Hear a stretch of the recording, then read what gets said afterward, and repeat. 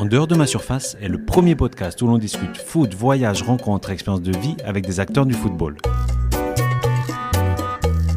Je suis Hugo Sagnudo, je développe des projets liés au foot à travers le monde et j'accompagne également des entraîneurs dans l'obtention de leur diplôme via des VAE, validation des acquis de l'expérience. En dehors de ma surface a intégré Podio, le studio de production de podcasts spécialisé dans le sport. Aujourd'hui, notre invité est Julien Gourbert, journaliste sportif de profession et éducateur de football. Julien a créé le fameux magazine Vestiaire en 2009. Pour ceux qui ne connaissent pas, Vestiaire est une revue bimestrielle qui a vocation d'éclairer et d'inspirer les éducateurs de football de tout niveau. Lors de notre échange, Julien nous emmène dans les académies mythiques qu'il a pu visiter pour le compte du magazine. La Masia à Barcelone, Milanello à Milan, l'Académie de l'Ajax, de Bruges, de la Real Sociedad. On y apprend beaucoup, notamment au sujet de leur méthodologie, leur manière de penser le football, de concevoir la formation et d'accompagner les jeunes. Bonne écoute!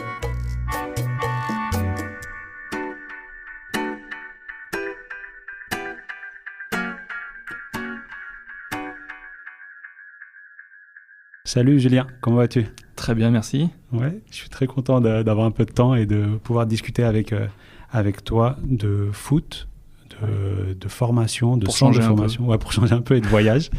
Est-ce que tout d'abord tu peux en quelques mots te présenter? Oui, Julien Gourbert, donc j'ai 44 ans.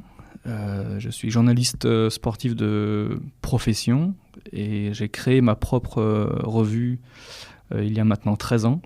La revue Vestiaire, et qui a permis de joindre à la fois mes compétences de journaliste et ma passion de l'entraînement, puisque je suis aussi éducateur à mes heures perdues. Voilà. Tu l'as toujours été avant Je l'ai longtemps été. J'ai arrêté avec le Covid. J'étais éducateur à l'Olympique Lyonnais en U10, U11 et pendant 4 ans. Et voilà, ayant un proche chez moi qui était un cas à risque, j'ai tout arrêté avec le Covid et je n'ai pas repris depuis. Ah ouais. Et ça te manque? Le terrain te manque? Ça me manque un petit peu, ouais. Le contact avec les jeunes, ça me manque beaucoup. Ouais. Bah ouais, j'imagine. Moi, je sais que beaucoup de gens qui écoutent ce podcast lisent Vestiaire, connaissent Vestiaire, mais en fait, c'est quoi exactement pour ceux qui ne connaissent pas? Bon, Vestiaire, c'est parti de l'idée d'abord de créer une revue qui soit utile. Non pas que la presse sportive ne soit pas utile, mais c'est plus la presse sportive, une vocation récréative et informative, là où nous, l'idée, c'était de créer une revue qui soit à caractère pédagogique, avec la vocation d'accompagner les éducateurs dans leur mission d'encadrement, que ce soit des enfants ou des adultes, et quel que soit le niveau. Avec les années, la revue s'est un petit peu spécialisée, puisque les demandes, on prend beaucoup en compte les demandes de nos lecteurs, qui nous ont demandé de plus en plus des sujets un peu plus techniques, tactiques, avec des reportages à l'étranger. Mais l'idée, c'est ça, c'est d'être vraiment un outil d'aide, d'accompagnement pour éclairer, inspirer les lecteurs, sans jamais se substituer à la formation. Et donc avec moi, on va surtout parler pas de ces aspects trop techniques, parce que je vais pas pouvoir te suivre, mais justement, je vais parler un peu de ces rubriques que vous présentez chaque parution sur ces expatriés, sur ces académies du monde entier, où vous essayez de les décrire, de les présenter. Et je trouve ça intéressant de discuter avec toi le formateur et journaliste que tu es. Alors, formateur, c'est un grand mot. Il y a des formateurs qui sont bien plus compétents que moi. Mais ceci étant, c'est intéressant effectivement de s'ouvrir vers l'extérieur. On se rend compte, et encore plus maintenant, après 13 années de Vestiaire, en ayant fait le tour de la France et presque d'Europe, des plus grandes académies, on se rend compte qu'il n'y a pas qu'une recette qui fonctionne. Et par exemple, en Italie, quand vous allez en Italie ou quand vous allez en Allemagne, en Angleterre et en France, il y a des méthodologies, des approches qui sont très différentes, parfois même contradictoires, et malgré tout, derrière, l'action de formation, elle est efficiente. Donc ça doit quand même nous ramener, et nous Français champions du monde en premier, à faire preuve quand même d'humilité, à se dire qu'on a chez nous un modèle qui fonctionne, c'est sûr, mais dans d'autres contextes, d'autres modèles fonctionnent également. Et c'est cette richesse qu'on essaye de partager à travers Vestiaire. C'est-à-dire que nous, on n'est pas là pour dire il faut faire comme ci ou comme là. Ce serait bien prétentieux de notre part. L'idée, c'est de dire tel club, lui, il fait comme ça. voilà, on est en train on traduit, on partage ce qu'on voit, ce qu'on ressent. Et libre, en fait, ensuite, après, à nos lecteurs, de se dire c'est bien, c'est pas bien, je m'en inspire pas. Et ça, ce travail de partage, pour nous, et pour moi en particulier, c'est ce qui me passionne le plus. Et ça, c'était une des volontés dès le début, ou c'est petit à petit, vous êtes ouvert un peu à l'étranger, ou comment c'est arrivé? Oui, je dois dire que la vie du magazine Vestiaire, elle a évolué en même temps que ses lecteurs, en même temps que les demandes qui émanaient de la base de nos lecteurs. Au départ, l'idée, c'était de faire une revue, effectivement, à caractère pédagogique. Ça, depuis le début, c'était la vocation. Quoi, des fiches des articles sur la santé, le management, la préparation physique, en donnant la parole à chaque fois à des experts. Et puis, on a eu l'opportunité de faire quelques premiers reportages en France, d'abord bien sûr pour commencer, grâce à un réseau que j'avais déjà en tant que journaliste, et puis un petit peu à l'étranger, et là on s'est rendu compte qu'en fait, le foot c'était pas le même ailleurs. Là on s'est dit, il faut qu'on aille voir ça de plus près, il faut qu'on le partage avec nos lecteurs, et donc ça s'est fait effectivement un peu plus au fil des années, où on est allé à la recherche en fait, de ce qui se faisait de mieux, et si possible de différent. Parce que c'est la différence en fait qui est intéressante. Bah oui. Et c'était quoi le premier club? Alors on a tapé fort, parce que le premier club, je crois que c'était le Barça. Ah ouais. 1 an après le lancement de la revue, je ne sais plus comment on a eu cette opportunité d'aller à la Masia. C'était la grande époque de Barcelone. Alors pour la petite anecdote, je me rappelle que le Barça donc, de Guardiola avec Messi, ils marchaient sur l'eau, ils étaient à 7, 8, 9 victoires consécutives. Et plus une vingtaine de matchs sans défaite. Et on fait le reportage, et quand on revient, 2 jours avant la sortie de la revue, ils perdent 3-0 contre, je sais pas, voilà. Donc en termes de timing, c'était pas terrible. Mais on a eu cette opportunité, et ça a été notre premier gros reportage à l'étranger. Et on a vraiment découvert des choses absolument incroyables sur le plan de la maîtrise technique des joueurs, c'était top. Oui, justement, la Masia, on en parle, c'est devenu presque un mythe. Est-ce qu'il y a quelque chose en arrivant qui t'a vraiment surpris, ou que tu penses encore aujourd'hui qu'ils ont pu, mettre en place, ou un des éducateurs d'une manière d'être? Parce que c'est vrai que aujourd'hui, dans le monde entier, quand il y a un formateur qui est passé par la Masia, on le considère comme un dieu vivant. Donc c'est un peu ça. Je le vois beaucoup en Inde. Il a été formateur à la Masia. Oui, alors il y a plusieurs choses qui m'ont marqué dans ce reportage de quelques jours à Barcelone. Tout d'abord, quand vous assistez aux séances d'entraînement, très surpris de voir les éducateurs qui n'interviennent pas. On a tendance, en France, pas qu'en France, à avoir des coachs au volubile qui interviennent beaucoup pendant les séances. Et là, à Barcelone, il y avait une liberté donnée aux joueurs que je n'avais pas vue en France, et que je n'ai pas vue ensuite dans les années qui ont suivi dans d'autres pays. C'est-à-dire qu'on laissait les joueurs jouer totalement, et puis toutes les 5 minutes, par contre, hop, coup de sifflet, les joueurs couraient retrouver le coach, et là, il y avait un feedback. Et ça repartait. Donc ça, c'est une chose qui m'a marqué. Une autre qui m'a marqué, c'est vraiment en termes de contenu. On dit toujours, je ne sais pas si tu sais, mais en France, il y a eu pendant longtemps un débat entre la méthode analytique et les méthodes globales, s'agissant de l'entraînement, pour finalement se rendre compte aujourd'hui que c'est un petit peu un mélange des deux qui est le plus efficient. À Barcelone, je m'attendais à voir que du jeu. On me disait, tu vas voir, il n'y a que du jeu, et pas du tout. Il y avait vraiment aussi ce travail analytique qui était fait. Alors, pas autant qu'à l'Ajax, mais quand même beaucoup de travail avec appui, soutien, recherche de troisième. Et puis ensuite, tout ça a été injecté dans un second temps dans le jeu. Donc ça, c'était vraiment intéressant sur le plan vraiment purement technique de se rendre compte de ça. Ensuite, la cohérence de la formation à Barcelone. Le matin, on voit s'entraîner les U9. Et quand on voit les U17 l'après-midi, ils font la même séance. Alors bien sûr, aménagé, c'est pas tout à fait le même contenu, mais là on sentait vraiment une vraie cohérence dans l'approche de l'entraînement, ce qu'on pouvait retrouver bien sûr ensuite après chez les pros. Et enfin, une autre chose qui m'a vraiment marqué, qu'on m'a apprise en fait lors de mon séjour là-bas, c'est que l'entraîneur des U19 a le même contrat que le coach des U9. Et ça, c'est exceptionnel.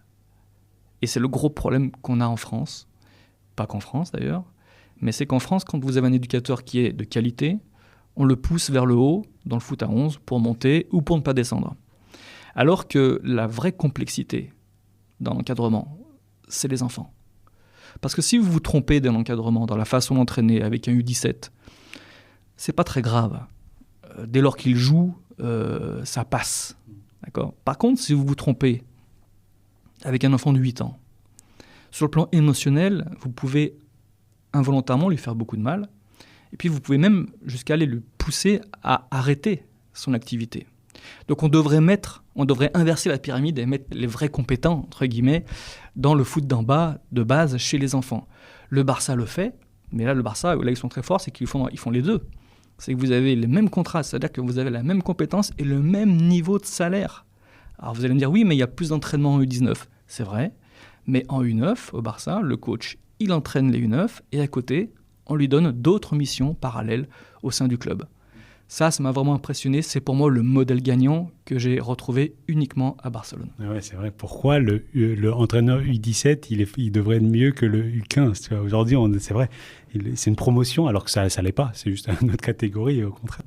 Et puis c'est très complexe d'entraîner des enfants. C'est très très dur. C'est très très dur. Ça réclame de vraies compétences. Pas que techniques, mais c'est même secondaire sur le plan humain. Et hélas, chez les enfants, on voit trop de parents qui sont pleins de bonne volonté, mais qui ne savent pas faire. On voit des éducateurs débutants, des jeunes, qui savent très bien qu'ils deviennent éducateurs, mais qui vous vous rendez compte, un coach de 25-26 ans, vous le mettez avec des U9, bonne chance, hein, c'est pas facile. Hein. Et c'est là qu'il fait des erreurs. Bien évidemment, il fait des erreurs. Et c'est normal de faire des erreurs. Donc, voilà, on manque pas mal de compétences dans le football de base, chez les petits, chez les enfants. La DTN, quand même, y travaille depuis quelques années avec la réforme des formations, mais ce n'est pas suffisant. Et dans tous les cas, on est très loin encore du modèle barcelonais tel que je l'ai vu en 2010. Bon, ça fait déjà 12 ans, peut-être que ça a changé, mais en tout cas, en 2010, c'était comme ça. Et j'ai deux questions qui viennent, mais quand on parle de méthodologie, tu vois, la méthodologie du Barcelone, on se parle souvent de la méthodologie de Lyon, notamment dans ces idées d'expatriation ou de trouver un club partenaire et on veut vendre sa méthodologie. Tu penses qu'on peut mettre sur un papier, dans un dossier, la méthodologie ? Ouais, c'est difficile parce que des clubs qui vraiment ont une cohérence en termes de méthodologie, des plus petits jusqu'aux plus grands, c'est-à-dire à la formation, ça se compte sur les doigts d'une main. En France, je connais Lorient, qui est comme ça, et c'est à peu près tout. Pour le reste, je ne dis pas qu'ils travaillent mal, bien au contraire. Mais souvent, dans les faits, on se rend compte que les catégories, c'est un peu le club dans le club. Il y a bien évidemment un fil rouge, et c'est le boulot des responsables de la formation et de la préfo de le faire respecter. Mais c'est bien compliqué, malgré tout, de ne pas prendre en considération la sensibilité de chaque éducateur. Donc, mettre sur le papier une méthodologie, ça peut servir comme un support de référence, de base sur lequel s'appuyer. Mais de là à véritablement obtenir un transfert sur le terrain, c'est pas évident. Et souvent, on parle justement on va mélanger Barcelone et l'Ajax, il y a une personne qui est entre ces deux-là, c'est bien Johan Cruyff. Est-ce que toi, tu penses que derrière cette méthodologie, cette manière de former, il y a toujours une personne ? Est-ce que là, dans ce cas-là, ça peut être les concepts d'un Johan Cruyff, mais est-ce que tu penses que dans les autres académies aussi que tu as pu voir, ça part tout le temps d'une personne ? C'est évident que l'expérience montre que tous les projets sportifs réussis, quelle que soit la méthodologie, quel que soit le contexte, ce sont toujours des affaires d'hommes à la base. Et là, je vais reparler de Lyon. Lyon, c'est vrai que a cet avantage d'avoir quand même une vraie culture, peut-être un peu moins vraie depuis quelques années, mais une vraie culture quand même club depuis des années. Mais surtout le gros atout de Lyon, qui n'est pas suffisamment mis en avant, en termes de formation, c'est le fait que les formateurs, pendant longtemps, c'est un peu moins vrai encore une fois depuis quelques années, mais pendant très longtemps, les formateurs restaient les mêmes. Je crois qu'entre 1980 et 2015-2016, il y a eu pas plus de 6-7 directeurs de centre à l'Olympique Lyonnais. Et c'est pour montrer en fait l'importance en fait, de l'héritage des hommes dans l'action de formation de ces clubs-là. On voit bien dans d'autres clubs, en France ou à l'étranger, que lorsqu'on change les hommes tous les 6 mois ou tous les ans, c'est impossible de créer vraiment un travail sur le long terme. Donc bien évidemment, alors il faut les deux, hein, si on a les hommes mais que la méthodologie n'est pas bonne, ça ne fonctionne pas, et vice-versa, mais j'ai vu plein de belles choses dans des clubs qui étaient avant tout le fait d'idées ou de projets personnels de formateurs qui étaient hyper éclairants pour les autres. Après, la difficulté aussi, c'est d'être capable d'avoir une vision, de la maintenir dans le temps, mais tout en étant capable de se renouveler. C'est-à-dire qu'à l'échelle de 10 ans, il se passe beaucoup de choses. Là, par exemple, depuis 10 ans, il y a un boom des neurosciences qui impactent le sport de haut niveau et en particulier le football. Un entraîneur, un formateur qui est au club depuis 10 ans, quand bien même il a une vraie vision sur la méthodologie, s'il veut continuer à être performant, il est obligé aujourd'hui de se mettre à la page. C'est-à-dire d'adapter peut-être un petit peu son orientation en fonction des nouvelles études qui peuvent sortir et qui permettent d'alimenter nos connaissances pour toujours avoir un accès plus performant, avoir un meilleur accès à la performance. Donc rester sur une méthodologie, sur une vision, s'inscrire dans le temps, oui, mais tout en étant suffisamment agile, curieux et courageux pour aussi ajuster sa méthode au fil des années. Ça, c'est pas évident. L'Ajax, c'est une académie qui t'a marqué quand t'es allé là-bas, parce que aussi c'est un peu comme le Barcelone. Maintenant, c'est devenu un mythe aussi, cette formation hollandaise, le football total qui est déjà depuis 40 ans, mais on voit que quand même, même si tout évolue, comme tu étais en train de dire, il y a quand même ces concepts qui sont toujours là en fait, 40 ans après, et on sent quand même ça dans le club. Oui, alors avec des hauts et des bas. C'est vrai que ce qu'on a appelé la révolution Cruyff, il y a un peu moins de 10 ans, lorsqu'il est retourné au club, a permis justement au club de retrouver son ADN, qu'il avait perdu un petit peu depuis quelques années, justement. Mais malgré tout, ils n'ont pas mis longtemps à retrouver leur repère, parce que c'est quand même ancré dans ce club-là. Et ce reportage à l'Ajax, donc j'y suis allé 2 fois, ça reste à ce jour le club qui m'a le plus marqué. Mais vraiment sur plusieurs plans. D'abord, sur le climat général du club. Tout est ouvert. Vous rentrez au centre de formation comme ça, il n'y a pas de sécurité, il n'y a rien, c'est surprenant. Tout est ouvert, vous croisez les pros, vous croisez les jeunes. Et malgré tout, on sent le poids de ce club-là, on sent bien qu'on est à un endroit spécial, qu'on ne peut pas faire n'importe quoi. Quand je parle de climat aussi, je parle de l'attention que ce club accorde aux parents. Trop souvent, c'est le problème de certains clubs en Italie notamment, ou en France également, c'est qu'on a peur des parents. On considère que les parents, notamment chez les jeunes, vont venir brouiller le signal. Alors c'est parfois vrai, effectivement. Les parents ne se comportent pas toujours bien au bord du terrain et donc comme on ne sait pas trop les gérer, on coupe la relation. Mais quand vous coupez la relation, ça génère en fait de l'incompréhension, c'est source de tension et finalement c'est pire. Ça vous revient comme un boomerang encore bien pire quelques mois plus tard. Donc là où l'Ajax, je trouve, a trouvé la bonne approche, c'est qu'ils ont décidé, et je l'ai vu également ça au FC Bruges, en Belgique, ils ont décidé de faire des parents des partenaires de la formation. Et c'est pas que dans les mots.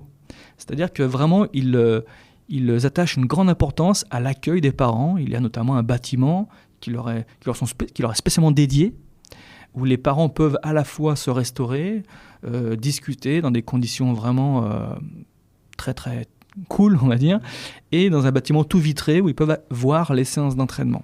Voilà. Des parents qui, à chaque fois qu'il y a un entretien individuel avec leur enfant, l'éducateur sort la vidéo qui va bien et qui va venir souligner l'évaluation qui a été faite du joueur. Donc voilà, un élément quand même factuel. Le parent, il est en face, il se sent considéré. Il peut rien dire parce que ce qu'on lui dit, c'est acté par la vidéo, et à la fin, il ressort en disant le coach, il a raison. Voilà. Donc vous voyez, c'est malin ce qu'ils font, parce qu'ils font en sorte de leur donner suffisamment d'informations pour qu'ils se sentent intégrés au projet, mais sans évidemment tout leur donner. J'ai vu des choses aussi un petit peu excessives peut-être. Par exemple, je me souviens d'une séance U17 où les U17 s'entraînaient sur un demi-terrain à l'Ajax. Et sur l'autre demi-terrain, il y avait les parents qui faisaient presque, c'était pas un pique-nique mais pas loin, ils étaient assis sur la pelouse avec les petits frères qui jouaient avec un ballon. Et je me suis fait la réflexion que ça, en France, ça n'existe pas. C'est impossible de faire ça. Et il vaut mieux, parce que ce serait un sacré bazar. Mais quand j'ai vu ça, je me suis dit, ah ouais, c'est quand même... on connaît le côté aussi un petit peu très libre des Hollandais. Mais là, ça m'avait marqué en termes d'accueil et de climat. Après, sur le plan technique, je ne sais pas si on peut en parler, mais c'était aussi incroyable. Et à Bruges aussi, un peu pareil, tu dis pour les familles, tu penses... Bruges, oui, il y a vraiment une grosse approche, un gros projet autour des parents. Ça, je trouve que c'est super, parce qu'on n'a pas idée, on sous-estime, je pense, le pouvoir de nuisance des parents, qui ne le font pas forcément de manière volontaire. Mais c'est vrai qu'un papa, souvent c'est les papas, il faut le reconnaître, ils refont le match, ils refont l'entraînement dans la voiture. Et ce qu'on oublie trop, nous les éducateurs, on croit que parce qu'on est les sachants, le joueur va vous écouter. Mais le joueur, quand il a 8, 9, 10, 11 ans, il a un seul référent, c'est son père. Donc vous pouvez lui dire ce que vous voulez sur le terrain, après le match, dans le vestiaire. Dans la voiture, quand c'est le papa qui parle, c'est lui qui a raison. Donc quand on part de ce postulat, il vaut mieux faire du parent un partenaire de la formation. Et trop peu de clubs ont pris cette problématique à bras le corps. Je vais te faire écouter un passage de Jimmy Adjoviboko, parce que je pense que c'est une thématique qui est intéressante et qui va nous permettre de parler de l'académie que tu as pu voir.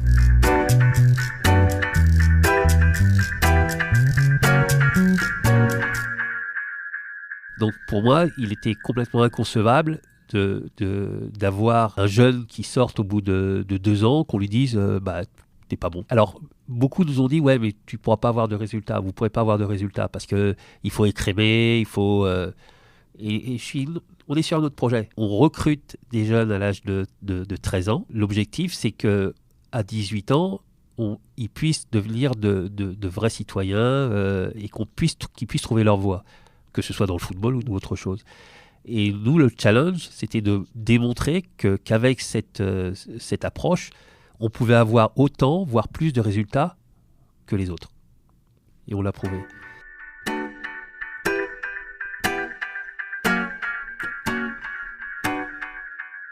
Voilà. En fait, je voulais te faire écouter ce passage parce que je trouve ça intéressant, parce que quand on parle de centre de formation, on parle d'éducation. Et voilà, ce degré entre l'école et le football, la volonté l'objectif, c'est toujours former des joueurs professionnels, mais là, on voit bien qu'il y a plein de projets qui existent dans le monde, plein d'académies qui, ils veulent surtout former des hommes et des femmes. Est-ce que encore une fois, dans tes voyages, dans les différents numéros de vestiaire, dans les différentes personnes avec qui tu as pu échanger, tu as pu voir des choses intéressantes sur cette question de trouver un juste milieu entre l'école, le football? Bon, c'est un sujet central dans les clubs, dans les centres de formation. Je dois dire qu'en France, on est, contrairement à ce que pourraient penser les observateurs non avertis du football, qui ont plutôt tendance à toujours souligner ce qui ne va pas dans le foot français, je dois dire qu'on est plutôt performant dans ce domaine. Tout ce que j'ai vu en France, encore une fois, je ne suis pas formateur, je ne suis pas le porte-voix des formateurs, mais ce que j'ai pu observer, c'est que ce qu'on appelle en France le triple projet, donc projet sportif, humain, scolaire, c'est quelque chose qui est pris vraiment en considération. Il y a des clubs qui le font très bien. Auxerre le fait très bien, Lorient le fait très bien, Rennes le fait très bien, et d'autres, évidemment. Donc ça, c'est quelque chose qui n'est pas nouveau, loin de là. À l'étranger, j'ai vu des choses, effectivement, parfois moins bien, et puis parfois qui allaient encore plus loin dans la recherche du bien-être, hein, puisque c'est de ça qu'on parle en fait. Hein, c'est l'épanouissement personnel de l'homme ou de la femme au service de l'athlète. À l'Ajax, si je reviens sur l'Ajax, il y a un truc qui m'a marqué, c'est que alors l'Ajax, ils n'ont pas les mêmes, c'est pas la même législation en termes de recrutement. Vous savez qu'en France, on ne peut pas recruter de jeunes à partir d'un certain âge au-delà de 50 km. Enfin bon, ça, on ne va pas rentrer dans le détail, mais là où à l'Ajax, ils peuvent recruter dans tout le pays à n'importe quel âge.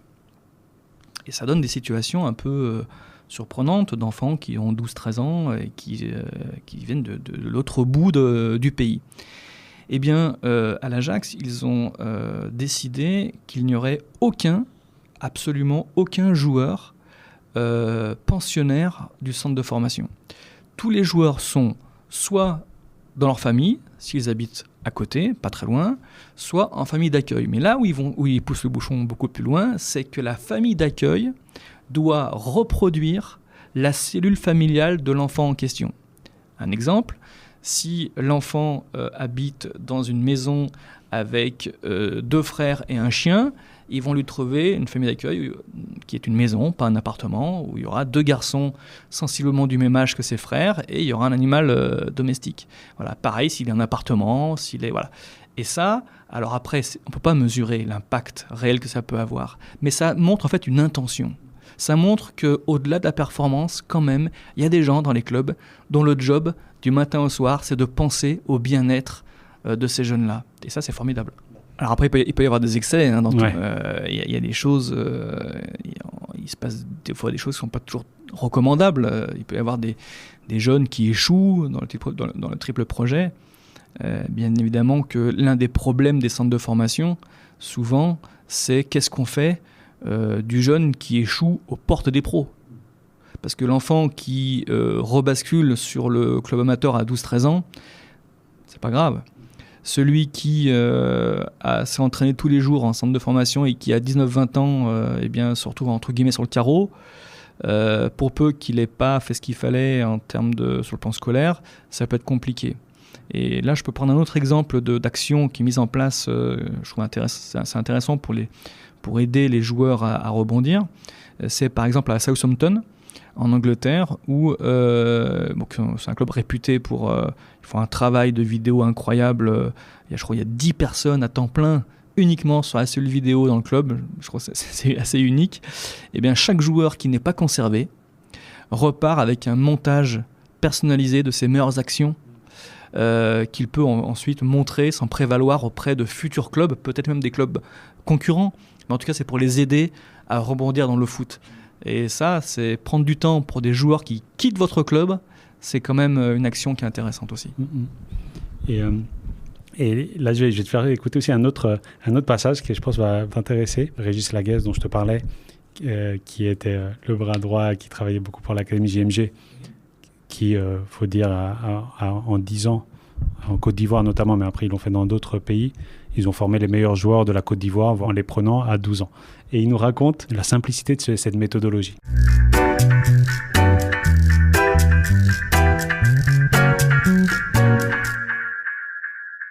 La méthode, elle marche partout. Condition de laisser du temps, à condition d'être extrêmement rigoureux et à la fois très dur avec les joueurs. Il faut les aimer, comme disait Jean-Marc tout le temps, et demander beaucoup. Et puis après, la méthode, c'est une sélection drastique, hein, évidemment, puisque le jeu consiste à prendre des joueurs et les avoir le plus longtemps possible pour pas perdre un joueur que tu gardes 3 ans, tu mets 3 ou 4 ans à t'apercevoir que finalement, c'est pas le bon. Ça l'aide pas beaucoup, lui, et ça aide pas ceux que tu n'as pas pris en lieu et place, quoi. Mais il y a quand même l'avantage de la simplicité, à la fois dans le recrutement, dans la détection, le recrutement. 2 plots de chaque côté, 4 joueurs contre 4, allez-y jouer. Plus simple, pas pratique. Il n'y a pas besoin de tests dans tous les genres et tout ça. Et vu les résultats, c'est quand même pas si mal. Et je suis là pour affirmer que ça marche aussi ailleurs quand c'est fait aussi consciencieusement et avec de la continuité.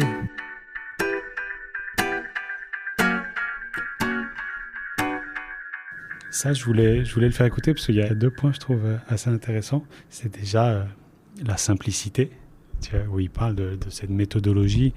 Souvent, on parle de centre de formation et on a l'impression qu'on parle de choses techniques, poussées, compliquées. Et en fait, des fois, non, là, on le voit. Mais je trouve important aussi de remettre un peu de simplicité dans cette conception de la formation. Et l'autre point que je trouve intéressant aussi, c'est pour ça que je voulais te faire écouter, c'est que lui, par contre, il dit, OK, je veux bien accompagner, mais l'important, c'est d'avoir les meilleurs gamins à 12 ans, sinon tu ne peux pas arriver à former. Et eux, bien sûr, ils ont aussi un aspect éducatif important, mais c'est surtout réussir à former les meilleurs joueurs du pays. Et voilà, c'est un peu une manière de voir les choses, mais j'ai trouvé ça intéressant peut-être pour oui, te lancer. c'est hyper intéressant. D'abord, effectivement, il faut être pragmatique. Vous pouvez avoir la meilleure approche, la meilleure méthodologie du monde. Si vous n'avez pas les bons joueurs, c'est compliqué. Là encore, il faut faire preuve d'humilité. C'est que la matière première, le talent du joueur, c'est 70% à 80% du job. Il y a cette phrase de Guy Lacombe qui disait, il n'y a pas très longtemps, vous dites que j'ai formé Zidane à Cannes. Et vous pensez que j'aurais été assez con pour pas en former d'autres comme lui ? Non, je l'ai pas formé. Je l'ai accompagné. Lui s'est formé tout seul.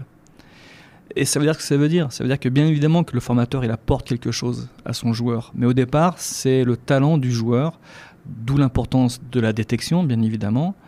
Et il y a des clubs comme Lyon, par exemple, dont l'atout, il est surtout d'avoir de très très bons joueurs sur un bassin de population assez énorme dans lequel il y a relativement peu de concurrence en comparaison à l'Île-de-France, où certes le bassin est encore plus important, mais où là tout le monde vient se servir, entre guillemets, les clubs du Nord, jusqu'à Auxerre en dessous, les clubs étrangers. Donc oui, le talent du joueur, c'est la base. Ensuite, dans ce que j'ai entendu là, il y a un mot que j'adore, c'est la simplicité. J'ai fait le tour de l'Europe grâce à Vestiaire.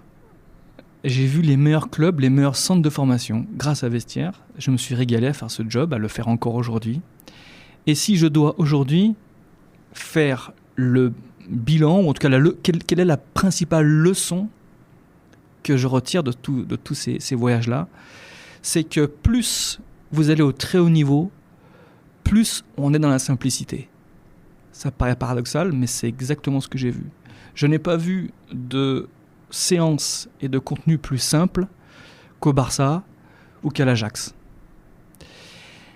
Alors ça veut dire quoi ? Ça veut dire d'abord que simple ne veut pas dire simpliste. C'est comme quand on dit foot amateur, c'est l'amateur et l'amateurisme, c'est pas la même chose. C'est que dans cette simplicité, qui doit permettre aux joueurs de jouer de façon totalement relâchée, avec une charge mentale moindre, ça c'est la simplicité. Ça permet aux joueurs d'exprimer tout son potentiel. Mais autour, il y a une grande complexité dans la cohérence de l'entraînement, dans l'animation de l'entraînement, dans les corrections qui sont apportées. C'est là où, alors peut-être que je vais pas me faire des amis en disant ça, mais je trouve qu'en France, il y a un courant de certains techniciens, formateurs, penseurs du football, je sais pas comment, qui ont tendance à trop intellectualiser le football. Voilà. On a le sentiment, en fait, qu'on ne peut plus aujourd'hui connaître le football sans citer une phrase d'un philosophe. Il faut arrêter un petit peu avec ça. Alors, je ne sais pas d'où vient ce courant. Est-ce que ça me donne le sentiment, parfois, que plus j'intellectualise le football, plus je vous montre que je suis supérieur à vous, que je préserve ma parcelle de pouvoir, que ça vous est accessible, là, ce dont je vous parle. Voilà. Alors qu'en réalité, quand vous allez voir le très haut niveau, et j'y suis allé grâce à mon job, j'ai vu que des choses simples, mais par contre très très bien amenées. L'interview la plus simple que j'ai faite dans Vestiaire et que les gens ont préférée et qui pour moi est la plus pertinente, c'est celle de Coco Suodo. Et c'est un entretien qui est hyper simple dans sa compréhension. Et je me souviens qu'Elibop m'avait dit, c'est marrant, il y a certains coachs que je lis dans Vestiaire, j'arrive pas à comprendre de quoi ils parlent. Alors que quand c'est Suodo qui parle et qui est bien meilleur que ces coachs-là, là, je comprends tout. Et ça résume tout. Ça veut dire que la simplicité, pour moi, c'est le plus haut degré de compétence. Parce qu'il n'y a pas plus difficile que d'être simple dans sa séance. Tu m'as un peu raconté en off que voilà, cet entretien, il a été assez il a été particulier. Est-ce que tu peux nous expliquer ? C'est le moins qu'on puisse dire. Ça reste à ce jour mon plus grand souvenir, je crois, autant bon que mauvais au départ. Alors oui, en fait, Coco Ciodo, bon voilà, comme beaucoup, hein, c'était un rêve pour moi de le rencontrer, de faire une interview, parce que il représentait tout ce que j'aime hein, dans le foot. Et je n'avais pas ses coordonnées. J'appelle Reynald Denouex. Je me suis dit, s'il y en a bien un qui peut le mettre en relation, c'est Reynald. Et Reynald me dit, ah non, oulala, moi, non, laisse-moi tranquille. Tu sais, un Coco, il est pas commode. Hein. Attends, Reynald, si toi, tu l'appelles pas pour me mettre en relation, j'appelle qui ? Parce que, ah non, mais moi, écoute, non, moi je l'appelle pas. Par contre, ce que tu peux faire, appelle son dentiste. Son dentiste ? Et oui, c'est son meilleur ami. Tiens son numéro, il est très sympa, il va te répondre et c'est lui qui pourra te mettre en relation. Alors déjà que ça commençait bien l'histoire, je me mets à appeler un dentiste pour avoir décroché l'interview de Coco Ciodo. J'appelle le dentiste et qui me dit Coco, vous savez, c'est rare qu'il accepte une interview, il n'est pas commode. Alors, j'ai dit oui, ça fait 2 fois qu'on me le dit. Qu'est-ce qu'il faut que je fasse pour qu'il accepte ? Il me dit écoutez, envoyez-moi quelques exemplaires, je vous promets que je lui transmets. J'envoie les exemplaires du magazine Vestiaire et puis il est convenu qu'on se rappelle une semaine après, donc je le rappelle, il me dit c'est bon, il les a reçus, voilà son numéro, appelez-le, bon, il n'est pas très chaud, mais il veut bien que vous l'appeliez. Bon, ok. Je l'appelle, et là, effectivement, il est exécrable. Ah, exécrable, il me dit, mais qu'est-ce que vous me voulez ? J'ai rien à dire. De toute façon, les coachs, ils savent tout aujourd'hui, ils savent tout sur tout. Donc, qu'est-ce que vous me voulez ? J'ai lu votre truc il y a beaucoup de conneries à l'intérieur. Enfin bon, donc, bon là j'essaie de. Tu savais qu'il avait laissé son numéro, donc il y avait. Ouais, donc, je reste zen et je me dis c'est pas possible. Donc il me teste, j'en sais rien. Et je lui dis bon alors qu'est-ce qu'on fait ? Alors on se rappelle, on se voit. Écoutez, rappelez-moi dans 3 jours. Bon, en 3 jours je le rappelle, même topo. Et là je me dis c'est pas possible. Il me fait tourner en bourrique. Donc il me dit non mais rappelez-moi encore dans quelques jours, enfin ça dure comme ça plusieurs fois et puis il me donne une date, il me dit rappelez-moi le 12 je crois et puis en fait le 12 c'est un dimanche. Bon je me dis tiens bon ça le dérange pas que je l'appelle un dimanche mais moi j'appelle le 12 hein, ok pas de problème. et le 12 donc je fais le numéro, je l'appelle et j'entends simplement une voix, il décroche, il dit dimanche et il raccroche. Ah ouais, genre c'est dimanche, faut que... Donc là, allez rattraper le coup après ça, là, faut commencer. Donc là, je me dis, putain, comment je fais ? Là, je me le suis mis à dos, cette fois, c'est mort. Est-ce que je rappelle le lundi ? C'est la grande question. Et finalement, je le rappelle le lundi. Alors là, je commence à être dans mes petits souliers. Et il est encore exécrable. Et là, franchement, je suis à 2 doigts de l'envoyer bouler et de me dire, passer à autre chose. Mais, je sais pas, je sens qu'il est un petit peu intéressé. Je sens surtout, en fait, qu'il essaie de me tester.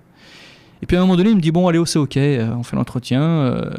Demain, 8h, en face de l'île aux Moines, en Bretagne. Et je dis, bah attendez, demain, 8h, il est 18h, je suis à Lyon. Ouais. Je dis, ah bah écoutez, hein, si vous voulez le faire l'entretien ou vous voulez pas. Si vous voulez pas, c'est pas la peine, on fait pas. Genre, mais monsieur Ciodo, donnez-moi 24 heures de plus. Ah ouais. Voilà, il me dit, ok, après-demain, 8h. Et il raccroche. Très franchement, voilà, je vous fais je fais l'histoire un peu rapidement, mais j'ai pas osé le rappeler pour lui demander l'adresse. Ah ouais. donc je me retrouve en fait 48 heures plus tard, je prends l'avion à 5h du matin à Nantes, et après je fais Nantes-Vannes en train, et puis Vannes, c'est en face de l'île aux Moines, je me souviens plus du village, enfin bref, en taxi, et j'arrive à 7h30 du matin, et je me dis, ok, mais je vais où, quoi. Voilà. Donc je l'appelle. Et là, il me répond, il me dit, ben non, Vous êtes matinal, vous, hein? Ah ouais. Alors que depuis 4h du matin, j'étais réveillé. C'est lui qui me donne rendez-vous à 8h. Et là, il m'agresse en l'appelant en me disant que j'étais au bord de l'eau, en Bretagne, et j'étais paumé, quoi. Et il me raccroche encore au nez, en fait. Et je me dis, c'est pas possible. Donc je suis là, je vais aller au bout. Hein. C'est pas possible. Donc je vais trouver une solution. Et j'ai la chance de croiser un facteur.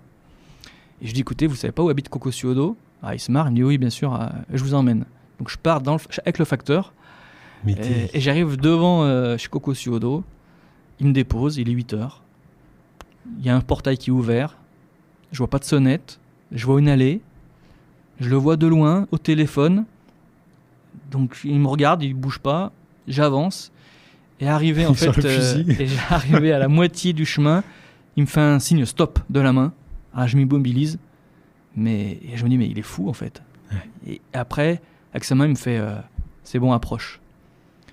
J'arrive, pas sympa toujours. On s'assoit, il parle pas. Et au bout d'un moment, il me regarde, il fait bon, alors maintenant, vous allez me dire qu'est-ce que vous faites là? Oh là là. J'ai dit écoutez, vous vous rappelez, on s'est eu au téléphone? Oui, je m'en rappelle, mais j'ai rien à vous dire. J'ai dit mais monsieur Ciodo, maintenant je suis là, on va parler de foot. Voilà, je suis levé depuis 4h du matin. Voilà. Et donc là, je lui pose une première question. Et il fait. Et là, je commence à me décomposer. Franchement, je me dis, mais c'est une catastrophe. Partir, là. Voilà. Et là, j'avais préparé les questions et en fait, je ferme le cahier. Je me dis, bon, ça marche pas. Et donc, je lui pose une question au hasard. Enfin, j'essaie de le rebondir. C'est un peu mon va-tout. Je parle du Barça en parlant d'Iniesta. Ouais. Et j'ai posé la bonne question parce que ce que je ne savais pas, c'est qu'il était totalement. Comment dirais-je, fasciné par le jeu de Iniesta à l'époque du Barça. Et là, je le regarde, il se redresse sur sa chaise, il pose ses lunettes de soleil, il se lève, il dit maintenant on va parler de football.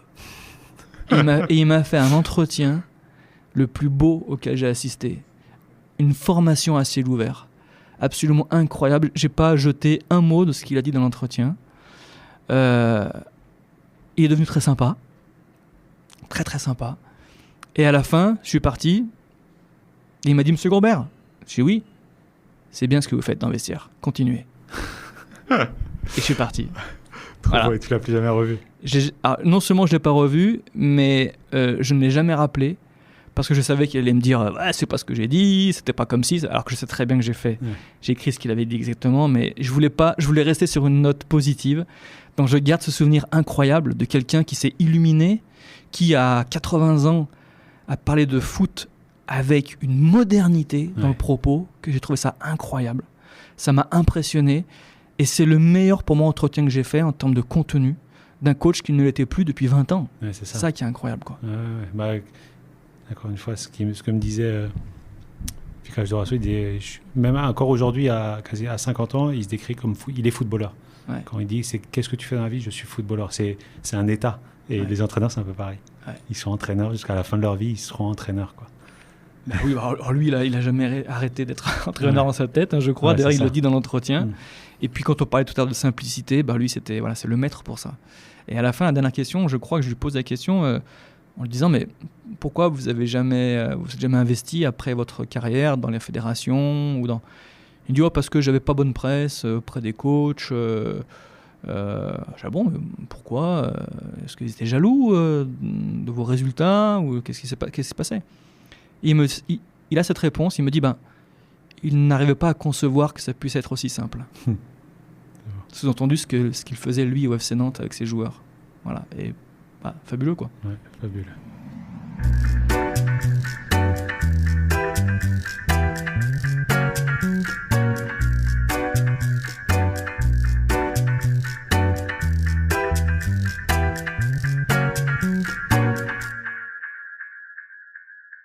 En même temps, là, avec la data, les vidéos, c'est pour ça aussi on a l'impression que tout se complexifie, justement. Parce que, quand tu es juste quand tu es soit un amoureux du football, même un formateur, et tu vois tout ce qui est autour maintenant de ces équipes, ça peut plus être simple.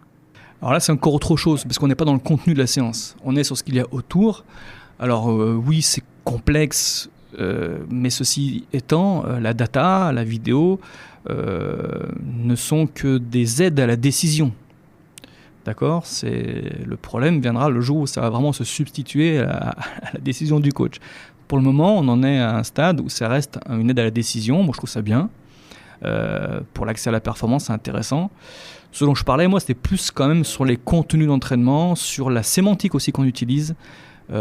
Certains parlent de foot de nos jours. Moi, je comprends rien. Je ne sais pas de quoi ils parlent. Pour moi, on intellectualise trop le football. Alors, imaginez quand vous parlez à un gamin de 15 ans de cette manière-là, les gamins, ils se demandent, de fait, c'est peu du foot, quoi. Voilà. Et aujourd'hui, dans les ruptures qu'on constate aussi dans des clubs, c'est qu'à trop intellectualiser et à complexifier l'approche de l'entraînement, on en perd en fait le sel du jeu.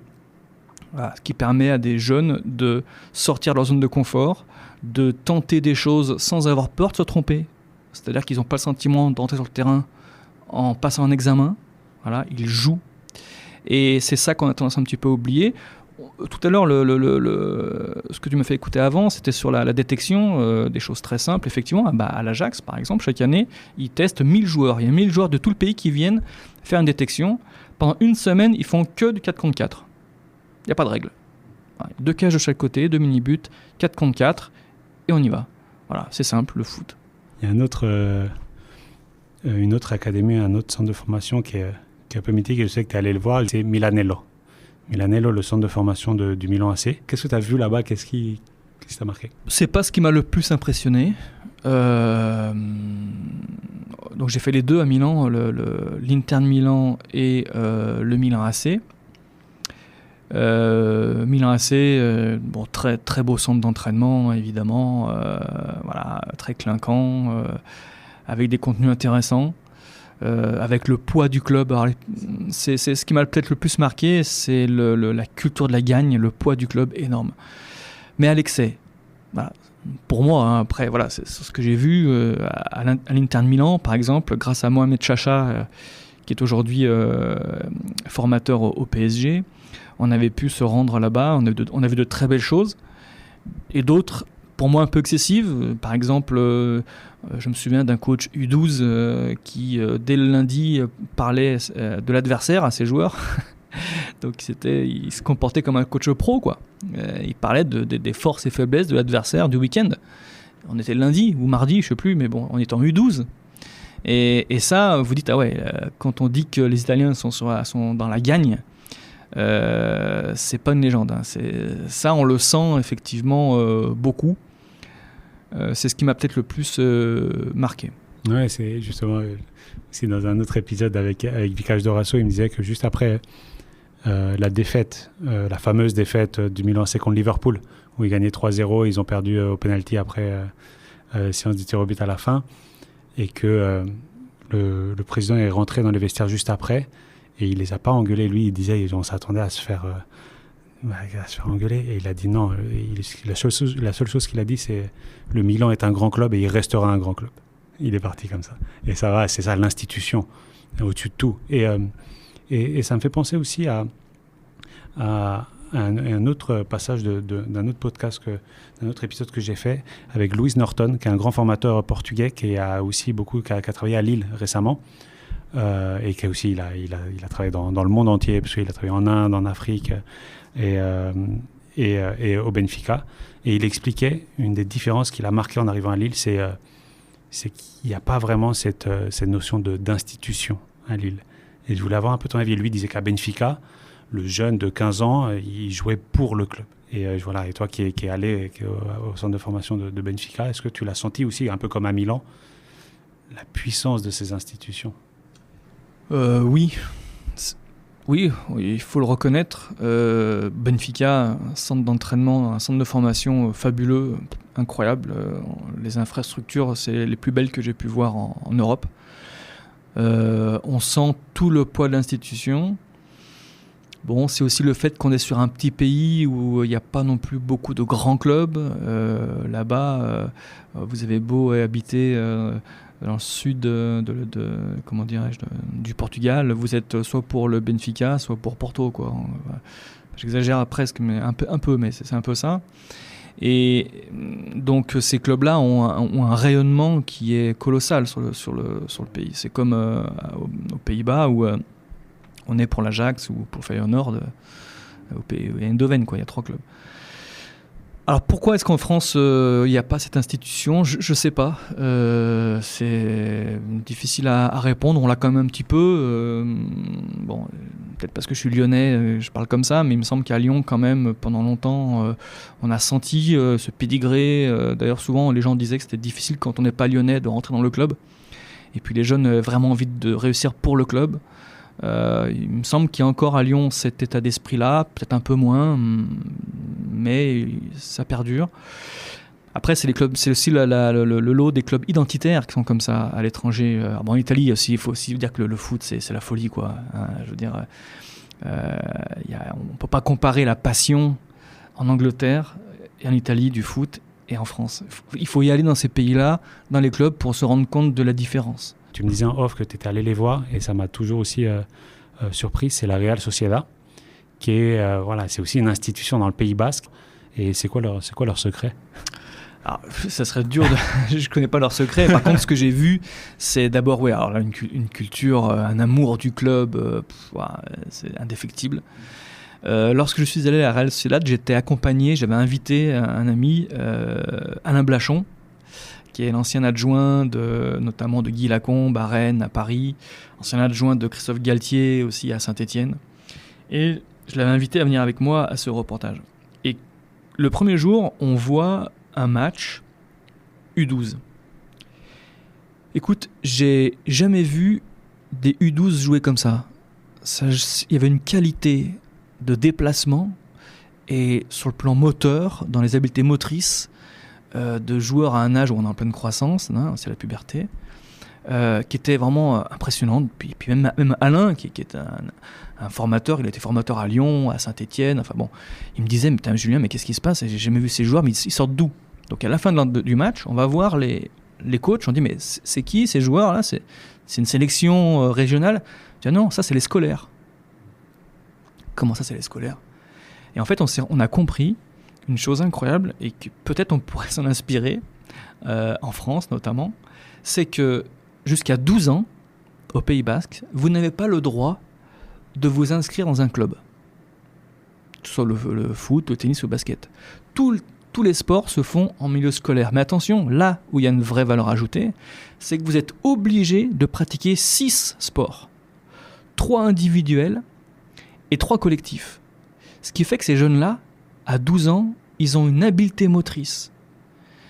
Donc sur le plan moteur, sur le plan des déplacements, sur le plan de comment ils se déplacent dans l'espace, comment ils prennent l'information, ils sont en avance de façon incroyable sur les autres.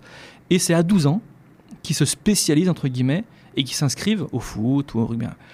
Là où il y a un bémol, c'est que cette avance qu'on a pu constater dans l'évolution de ces jeunes à 12 ans, on ne l'a pas retrouvé ensuite sur ce qu'on a vu. Après, bon, on n'est pas resté non plus... mais sur ce qu'on a vu après en U16, en U17, en U18, donc à la formation, on n'a pas forcément retrouvé. Alors je ne sais pas, il y a une rupture entre les deux, je ne sais pas pourquoi, mais toujours est-il que c'est l'équipe de jeunes qui m'a le plus impressionné, et c'était lié à cette motricité, à cette richesse de ces jeunes sur le plan sportif.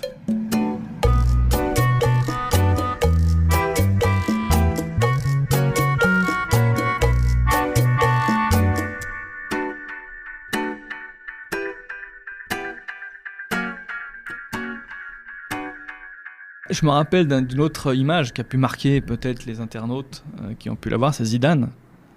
Zidane à Madrid, alors je ne sais plus quel match, je ne sais plus quel score, mais c'était un score défavorable pour le Real Madrid.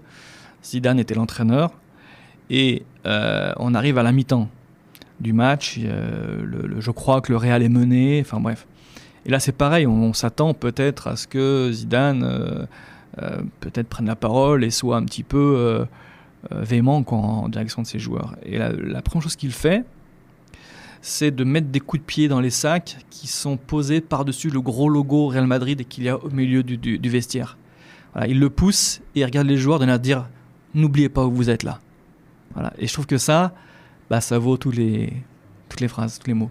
La petite anecdote que tu me racontais, je trouve que c'est sympa, on va la raconter. Là, vous avez la chance d'avoir fait un interview de ce grand monsieur qui est Zinedine Zidane.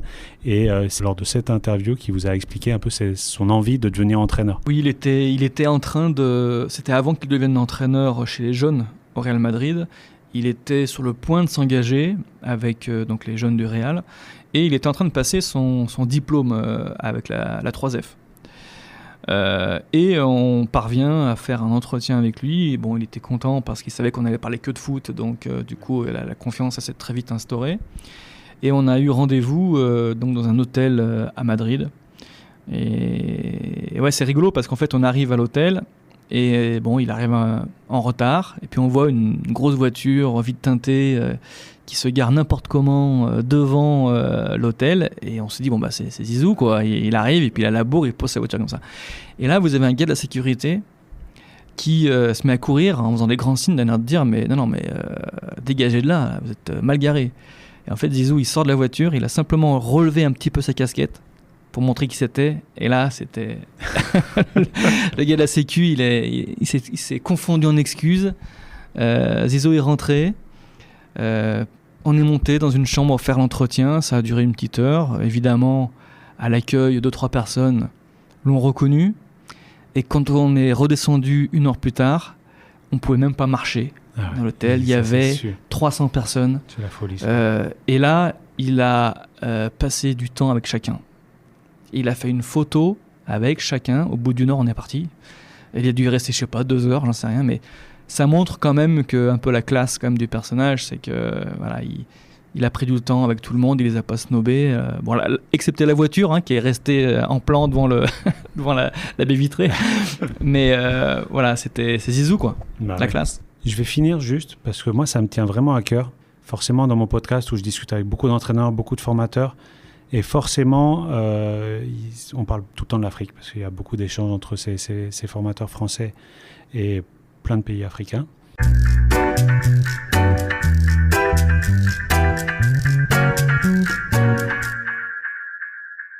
Il faut comprendre les gens, comprendre l'histoire du pays, comprendre pourquoi ils fonctionnent comme ça, pourquoi ils pensent comme ça, pourquoi ils sont comme ça. Bon, c'est rien de secret. Il faut aimer les gens aussi, parce que pour comprendre les gens, il faut prendre le temps de les écouter, il faut prendre le temps de vivre avec eux, il faut aimer les gens, quoi. Faut aimer les gens. Moi, j'aime l'Afrique, j'aime les Africains.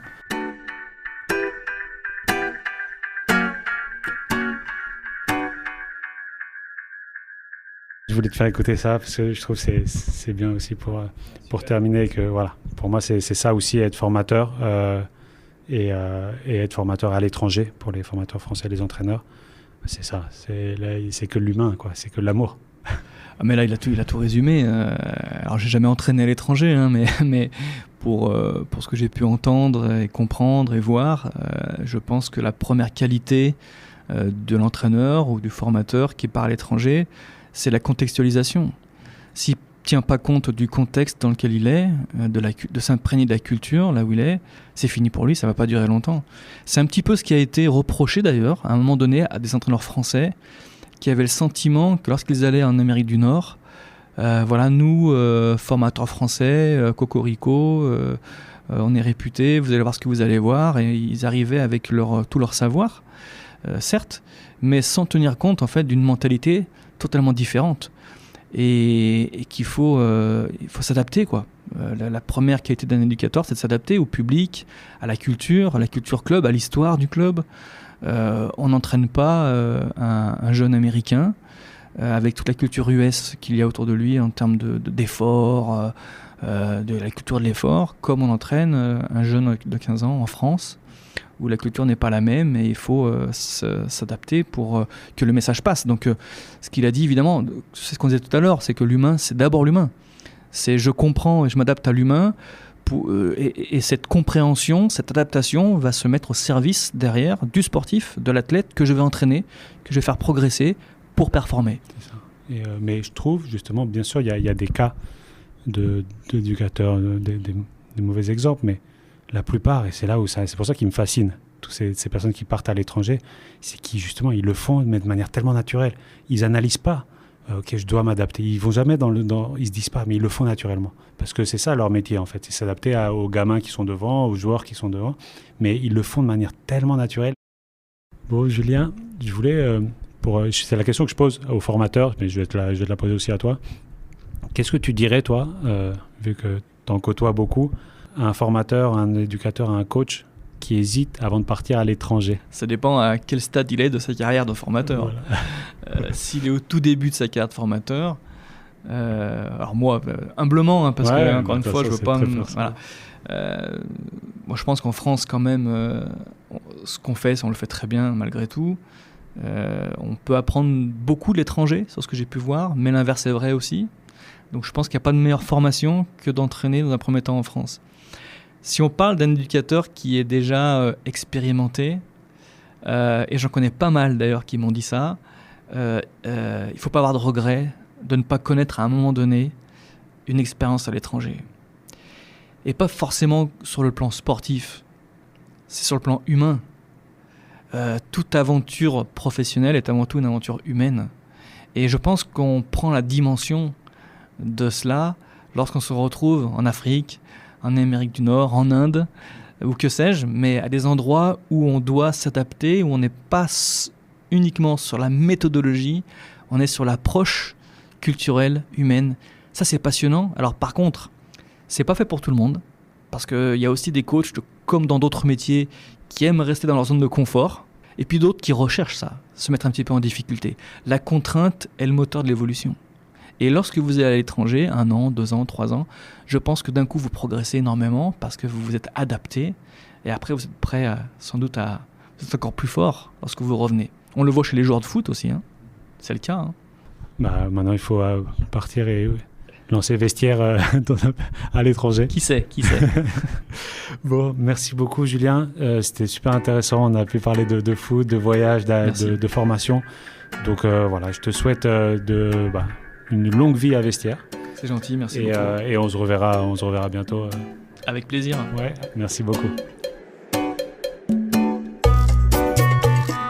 Cet échange avec Julien était très inspirant et reflète exactement ma manière de concevoir le football et le voyage.